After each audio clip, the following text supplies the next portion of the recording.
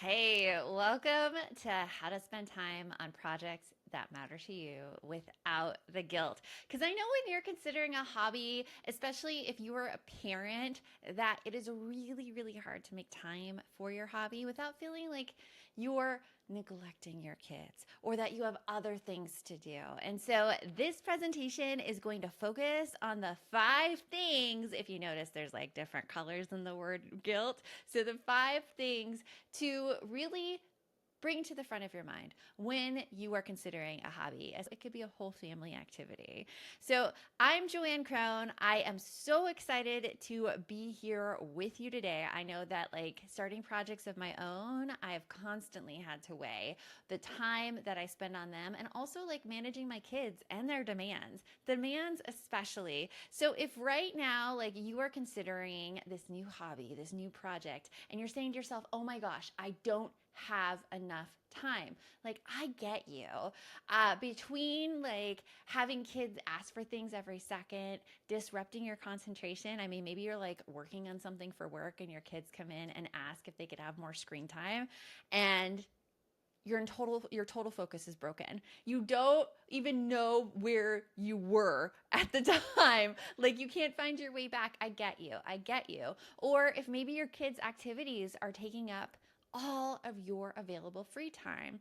If one child has a traveling soccer game that you have to drive halfway across the city for, or if one kid goes to dance class every single day of the week, I mean, that is a busy, busy schedule. Just know that I got you in this presentation. We are going to find out how to carve amounts of time out for you without feeling the guilt with it. Or if you're saying to yourself right now, okay, even if I do find the time, I feel guilty for taking this time away from my family. I have felt that way as well. There are so many things that I talk myself out of because I feel guilty.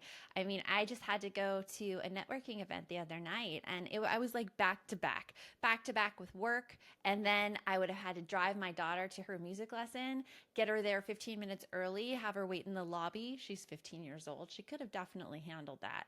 And then zipped across town to make this networking meeting. I decided not to do it in the end because it was just so much stress and pressure on me. Originally, I was like, oh, I should push through this guilt. But then I realized that, okay, this is not the kind of life I want to live.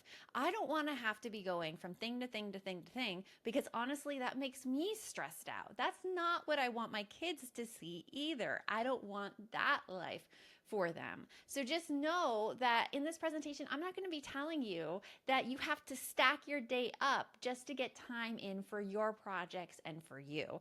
We are going to be looking at the whole picture perspective here. We're going to be taking everything into consideration so that when you decide to pursue this project that will make you happy and give you tons of joy, it's not at the sacrifice of your sanity. It's not going to be adding more stress on to your plate. So, if you are not familiar with me, hey, I am JoAnn Crohn. It is very, very nice to meet you. I am the CEO and founder of No Guilt Mom, which I have been running for the last 10 years, actually 11 years. My son is 11. I started it when he was a newborn. And through this company, I have had the chance to work with hundreds of women and help them get rid of their guilt so that they could pursue a life that's meaningful to them. Here at No Guilt Mom, we think that it is better to be a role model to your family than being the martyr who is giving everything up just to make them happy. So that is the word that I want you to stick with today. How can I be the role model to my family? How am I showing my kids what a fulfilled adult life looks like versus giving up all of my free time, giving up all of my hobbies, giving up all these things that would make me happy, or maybe even thinking of putting them off in the future for when the kids go older and the kids grow up. So this is me right here. Writing is a hobby of mine. I've written 2 books, one for parents here, drama-free homework, one for kids, me and my friendships. I also co-host the popular podcast No Guilt Mom, which we have been doing for the past 4 years. So go check us out over there. And I've had the opportunity to share this message of doing things that are serving you and putting your happiness at the forefront while still being a great parent. It is all about finding the balance that means the most to you in doing that. So let's get started. Notice that I started this presentation with that little acronym highlighted in GUILT. GUILT. So each of these tips I'm going to give you, they go along that GUILT acronym. So we're going to start with G, goals. To really pursue something, to pursue this hobby, you need to know what you're going for. I think a huge mistake that people make is they try to fit in time to do something. Like it's this nebulous something out there in the future, but it's not really defined. Like you can't go and do that something and then check it off to say like, yes, I was successful in that. Yes, I fit that in. I want you to define your something right now. So if you don't have a piece of paper in front of you, go get a piece of paper in front of you. Go get a pencil. What do you want to do? What kind of hobby do you want to pursue? Do you want to bake your first loaf of bread? Do you want to create a garden in your backyard? Do you want to maybe finish a room in your house? Do you want to get your own chickens and start raising chickens? What do you want to do? What will it look like when it is done? Define that right now. Just take a few seconds. I'll try to be quiet. Okay. So I'm hoping right now you have something written down, something that you can define. Now, I want you to pull out your calendar. And I know we're taking big steps here. We're going real fast, but this is the first step in making anything happen. You need to define it and you need to give yourself an endpoint. So take out that calendar right now. I like to use Google Calendar right here on my phone and pick a date that you want that goal to be. Just go through, scroll through your phone. Maybe it's in 2 months, maybe it's in 3 months. It doesn't have to be anything soon. But just pick a date and put on the calendar that you will have it done by that date. If it's like baking your first loaf of bread with a sourdough starter, maybe it's reasonable to put a date a week out from today on your calendar. If it is creating a backyard garden, maybe it's reasonable to put it a month out on your calendar. Or if you want to get chickens, maybe it's reasonable to put like 2 months or 3 months, as I know that is a much bigger task to get accomplished. Whatever it is, put that goal on your calendar. Define it so that you can check it off when it's done. Okay, you got it. That is the first step, is that goal. Let's move to the second step. Understand your self-talk. This is a big one that really, really holds parents back and holds people back. Because if you don't understand what you're saying to yourself, if you don't understand what your underlying beliefs are, they are going to catch you up every single time. Your subconscious will actually work against you and self-sabotage you if you are not aware of what your self-conscious is doing. So like for me, I want to tell you a little story. As a kid, I was always told, like, don't be selfish. Always think of others. You know, I think that is a pretty common thing that us girls were told when we were little. Be helpers. Like, don't put too much attention on yourself. If I ever did put attention on myself, like I raised my hand too many times, it'd be like, JoAnn, put your hand down. Give other people a chance to answer the question. It was all well and good, but it was also like I got the message that I was not going to be accepted if I put myself out there too much. If I showed up too much, I was taking away other people's chance to shine. And that really stuck with me as I got older. And even now, as I run my own business, It is constantly pushing up against me and sabotaging me from actually growing the business, because every time I get the chance to put myself out there, this little voice tries to pull me back and says, like, JoAnn, like, don't be too big. Don't be too much. Pull yourself back. And it sabotages me. So with your self-talk right now, you have to figure out, what are the messages I'm talking to myself in? In my Balance membership program, we call this your Bob. Your Bob is that voice in your head. It's trying to keep you safe. It really is. Bob doesn't like anything new. It wants to keep you in that same spot, because this spot, like, you can't get hurt in. This spot, like, you are emotionally safe in. And so Bob will try to keep you right there. So if right now you're not spending any time on yourself outside of your family and outside of your kids, that Bob is saying to you, oh, stay right there. Because if you go and spend time, oh, this will happen, this will happen, this will happen. And it gets you to feel all this fear, all this anxiety, all this like frustration that you're doing something wrong. And the only way to counter that is to be able to notice your Bob and just be like, hey, Bob, I see you there. I know, thank you so much for keeping me safe, but I need to go out and grow. I need to go out and explore this area of my life. So that's the first type of understanding your self-talk. The other way that you can really like get into your own mind and self-talk is with a really big project. And the stuff that you're learning in this summit today, these are really big projects. And you need to really embrace a different kind of thinking with them. We're going to talk about something called the gap and the gain. And I'm going to use this mountain to show you exactly what I mean. When you start and you want to climb to the top of this mountain, it's like starting any big project. And you get a little way and you climb up the mountain and you're going and all of a sudden you run into a challenge and you feel stuck and you feel tired and you look up to the top of the mountain and you're like, oh my gosh, like I have so much farther to go. Like, what am I even doing with my life? Like, I am never going to get to the top of that mountain. Hold on. This is something called the gap and the gain. What you're looking at right here is you're looking at the distance from where you are now to the top of the mountain. That's the gap. And when we look at the gap, we're going to get frustrated. We're going to get overwhelmed. We're going to think like it's a really, really big thing that we're never going to get to the top of.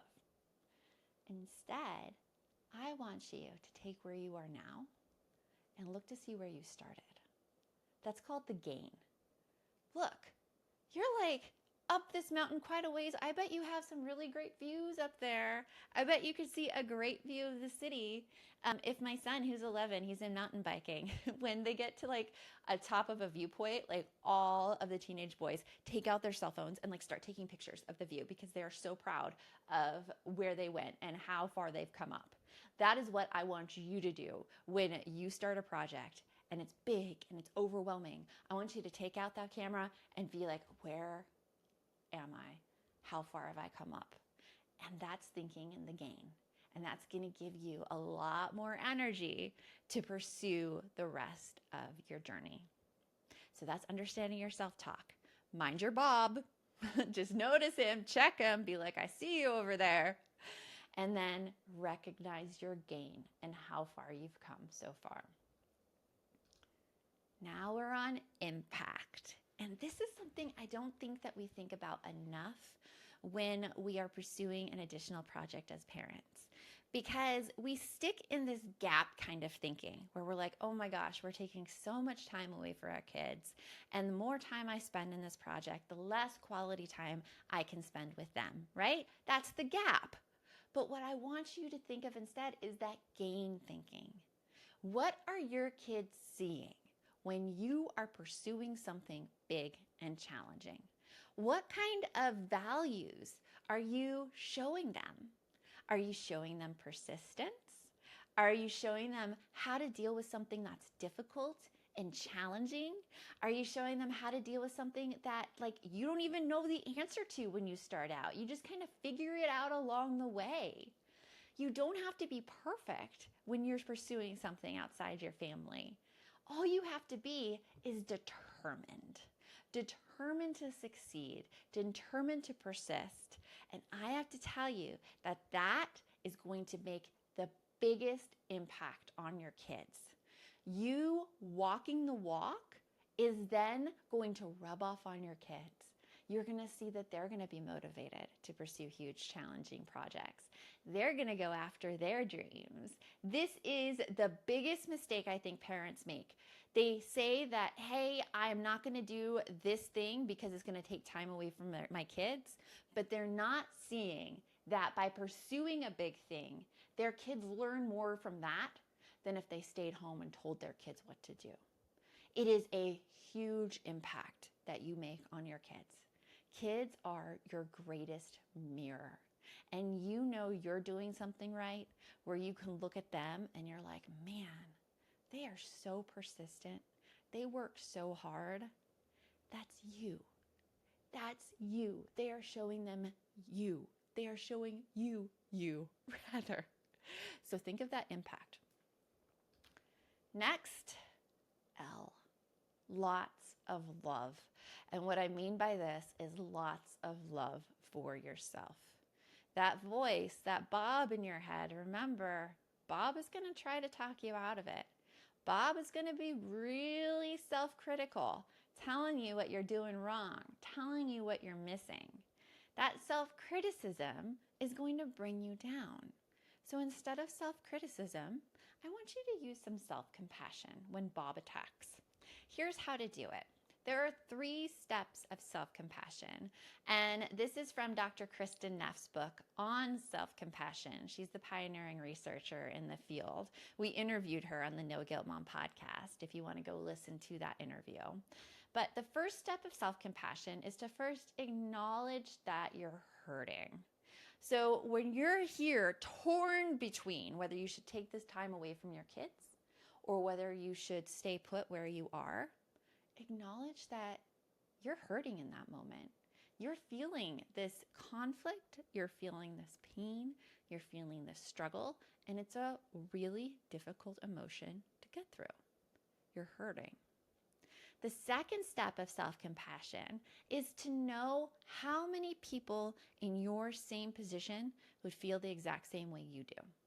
So other parents out there who are trying to decide whether they should take time away from their kids to pursue something that is personally meaningful, they're feeling this tug too. Like there's nothing wrong with you. You are feeling a perfectly human emotion. And there are so many other people, probably many people in this summit, who are feeling the exact same way. So that's number 2. Number 3 is to give yourself that comfort when you're feeling that way. A lot of the times in our society, we're taught to push through, else we're wimps. I mean, who's heard that? I've heard that so many times. It's part of the reason why I try to work through when I'm sick. I don't want to be the wimp. That is actually harmful to our mental state of mind and actually depletes our energy instead of gives us more energy to pursue the things we want to pursue. So give yourself that comfort. If that means like just sitting on the couch, relaxing, clearing your mind, or maybe it's something to calm your nervous system, like listen to music, just get yourself in a better space. Maybe it's going outside for a walk. What I like to do is I really like touch. So I stroke my arm right here, and that brings me a lot of soothing. Like even right now I'm doing it. I'm like, oh, I feel so much calmer. That it really, really helps. So think about how you can give yourself that self-comfort. So the steps of self-compassion again, acknowledge you're hurting, recognize that common humanity, that other people would feel the same way in your situation, and give yourself that comfort. So we've gone through 4 steps already. The 5th step, tiny steps. Tiny steps. Right now you're probably considering a really, really big project. And maybe the idea of that project is so overwhelming to you. I get it. I recently started a big project of redecorating my office. And the thing you see behind me right here, Like it used to be a horrible white wall, like with a shelf about that high and nothing else around it. My whole office now is gorgeous. I painted that wall, and painting, painting's hard work. I ordered these things as well, but they did not come all at once. The first step I took actually was I went over to my sister-in-law's house, and she had just redone her living room, and I'm like, "Oh my gosh, how did you do this?" And she told me that she hired a designer for it. But this designer was like really reasonably priced, and she gave me all the details. And so my first tiny step was just to go on that website and figure things out there. And then once I did that, I booked an appointment. And once I booked an appointment, I took the pictures of my room and I took the measurements. So it was just tiny steps, taking little pieces of action all along the way. And when you take those little pieces of action, it's like a ball of snow at the top of the mountain. And as it rolls down the mountain, it gets bigger and bigger and bigger. That is what tiny steps do. You know, what doesn't get you closer to your goal is when you just stay in one place and think of what you should do. And so these tiny steps are going to help, because not only will they get you closer to what you want to pursue and the project that you want to do, but they also help you take away some of the guilt, because it's just a tiny thing at a time. You're not looking at a huge chunk of time at any of these like spots. You're just doing tiny, and your brain is getting adjusted to taking this time away from your family little by little, so that every next step isn't so momentous. It's like, okay, I did this one. I could probably do this. Then I could probably do this. You're building your confidence along the way with these tiny steps. So that's how to do it. That is how to find time for the projects that are meaningful to you. Let me go over the steps in this guilt process again. First is goals. Define it, put it on your calendar. Second is to understand your self-talk, recognize what your Bob is saying, and make sure your thinking is in the gain, not the gap. Look at your impact and how your actions are showing up to your kids, how they are taking your actions and putting it in their own life. Give yourself that lots of love and self-compassion with acknowledging you're hurting, recognizing that common humanity, and making time for comfort. And then finally, start taking those tiny steps so that you could build the confidence that yes, you can do this. And you're gonna do it. I cannot wait. Now, if you want some more ideas on how to free up time in your life and how to find those times, take those tiny steps, I have a little freebie for you. It is my stop doing checklist right there. It is 7 things that you can stop doing at home that are actually really beneficial to your kids, that encourage them to be more independent, that encourage them to take on more, and that help them manage their own emotions and their behavior. I created a little QR code right here if you want to scan it. It's going to take you directly to that website. That website is balanceformoms.com/free-stop-doing-checklist. And I get to talk with you more too when you sign up to get that. So I hope that I hear about you starting a huge project. Please keep me updated. When you get this Stop Doing checklist, you are going to get an email from me. So just reply to that and tell me your tiny step that you're going to take. Just tell me that next tiny step. And until we talk next, remember, the best mom is a happy mom. Take care of you. I'll talk to you later.